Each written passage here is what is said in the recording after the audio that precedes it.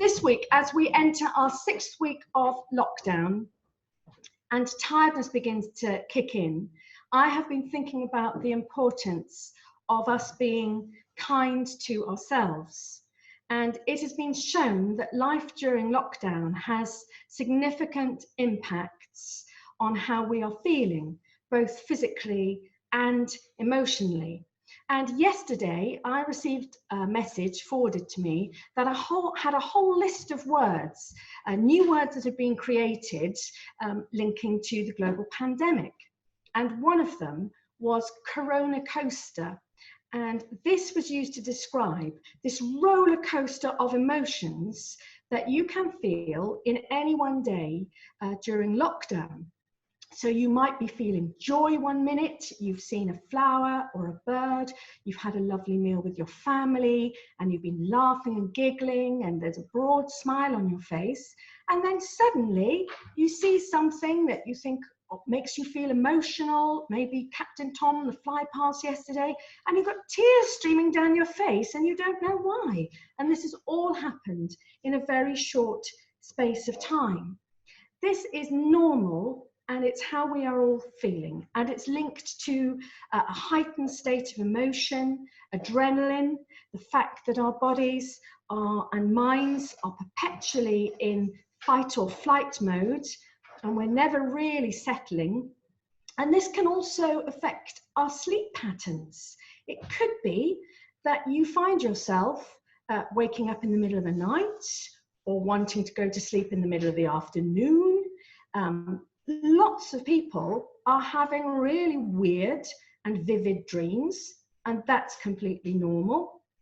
It's also normal, according to the experts, to be feeling absolutely exhausted, even though physically you might not have done very much during the day.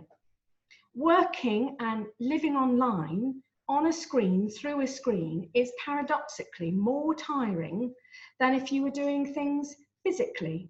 And countries that are 2 or 3 weeks ahead of us say that week 5, 6, and 7 is when tiredness really kicks in. Before the lockdown measures, there starts to be a plan, and people get buoyed up by this, and they start thinking, actually, there's light at the end of this tunnel, and they get renewed energy and renewed vigor. You might also find yourself eating or drinking really strangely. You might look at that donut as you come down the stairs at 7:30 and think, that's my breakfast sorted. And you might think at 9:30 or at the end of lesson 1, time for that second donut now, I'm doing really well. It could be that you find that you're eating cornflakes in the middle of the night, or cornflakes could be your lunch. You might be forgetting to eat at certain times and then eating loads at other times. This is all normal in lockdown, and this is part of the strangeness and newness of our routines and patterns.